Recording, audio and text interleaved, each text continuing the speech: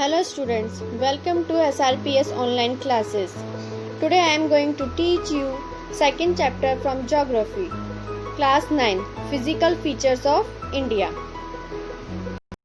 In this chapter we discuss the Himalayan mountains, the northern plains, the peninsular plateau, the Indian desert, the coastal plains and the Ireland.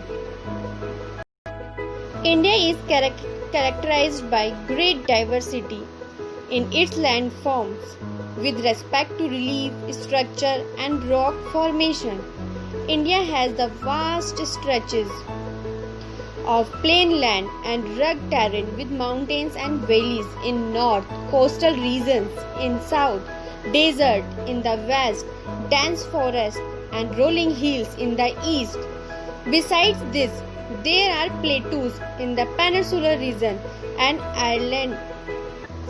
Geologically, one of the ancient landmasses on the Earth's surface in the peninsular plateau.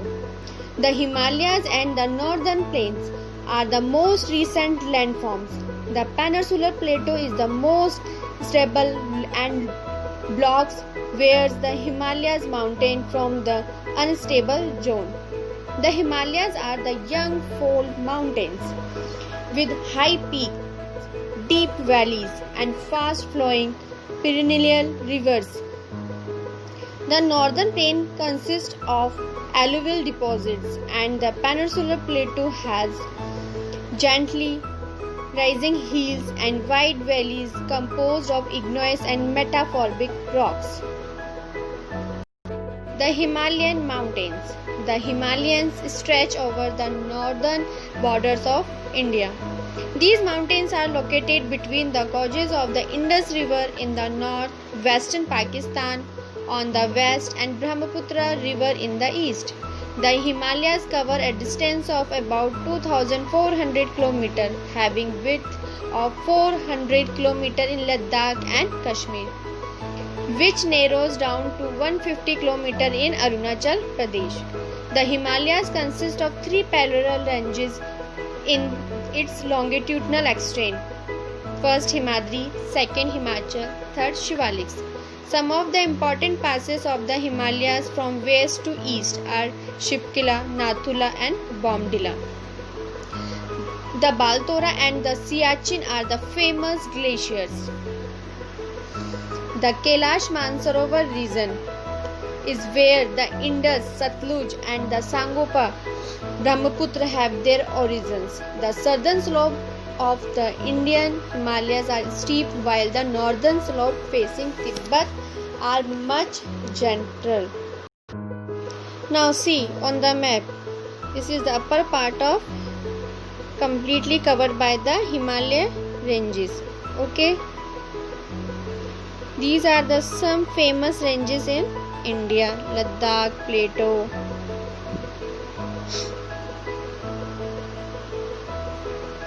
Pir Panjal. Himalayas consist of three parallel ranges in its longitudinal extent. First is the northmost ranges of Himalayas is known as Great or Inner Himalaya or Himadri with an average altitude of 6,000 meters. It contains all the prominent peaks of the Himalayas. The highest peak in the world, Mount Everest, its height is 8,848 meters, is located in Nepal in this range. The second highest peak of Himalayas, the Kanchenjunga, its height is 8,598 meters, is located in Sikkim. Other important Himalayan peaks in India are the Nanga Parbat. Its height is 8,126 meters. Nanda Devi, its height is 7,817 meters. Now, next part of Himalaya is Himachal or Middle Himalayas or Lesser Himalayas, lays to the south of Himadri, extending over an average width of 50 km and about 370 to 4,500 meter height. Important range of Himalayas are the Mahabharat The Dholadhar and the Pir Panjal, Mussoorie, Simla, Dalhousie and Dharamshala are the most famous North Indian hills station located in the Himachal. Third ranges, Shivalik ranges or the outer Himalayas are 900 to 1100 meters high and are 10 to 50 kilometers wide. Landslides are common in these ranges as the ranges are formed of unconsolidated sediments, flat bottomed valley covered with thick deposits of alluvial and gravel from dunes. These dunes, like Dehradun and Patli Dun, separated large area of the Shivalik from middle Himalayas. The Himalayas are divided into 4 sections in an east-west direction between the Satluj and the Indus in the western section. This section, covering an area of Jammu and Kashmir and Himachal Pradesh, forms the Himachal Himalayas. The Garhwals and the Kumaon Himalayas lie between the Satluj and Kali rivers. The second is the northern plains. The northern plains between peninsular India and the Himalayas lays the alluvial plains of the Indus, Ganga and the Brahmaputra.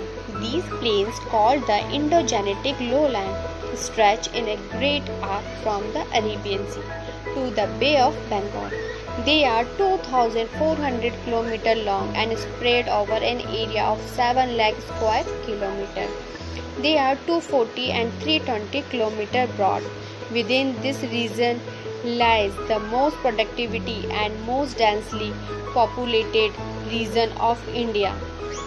As a result of partition of the Indian subcontinent, the greater part of the Indus basin now lays within Pakistan.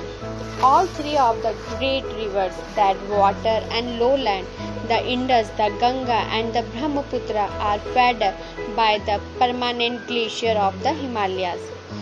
These rivers, along with rivers from the peninsular plateau, deposit alluvium in the vast plain. Most of the area is large, flat plain with no major changes in relief. Rich soil fit for cultivation, suitable climate and ample water supply support agriculture. The northern plain is broadly divided into 3 sections. The western part is referred to as the Punjab plain. This section of the plain is dominated by Doabs. The Ganga plain extends between Ghaggar and Tista river. It is spread over the states of northern India, Haryana, Delhi, Uttar Pradesh, Bihar, partly Jharkhand and West Bengal. To its east, particularly in Assam, lies the Brahmaputra plain. The slope is gentle in the lower course of the river. This causes them to become sluggish. Riverine islands are formed when these rivers deposit the mud and silt loads in their channels. Rivers split into channels to go around these obstructions and form distributaries. A tributary means adjoin the main river and adds water from its basin, and distributary means takes away the water from the main river. Now, the northern plain can be divided into 4 distinct regions on the basis of difference in the soil. These regions: first, Khadar, the younger alluvial deposits of the floodplains. Second, Bangar, the older alluvial deposits. Third, Tarai, the wet and marish area having a thick forest and variety of wildlife. And fourth is Bhabar, 8 to 16 km wide belt that form a pebble bed which are parallel to slope of the river bed. They are led down by numerous streams that flow down the hills. They are a narrow belt covered with pebbles laying along the foot of Shivaliks from the Indus to Tista.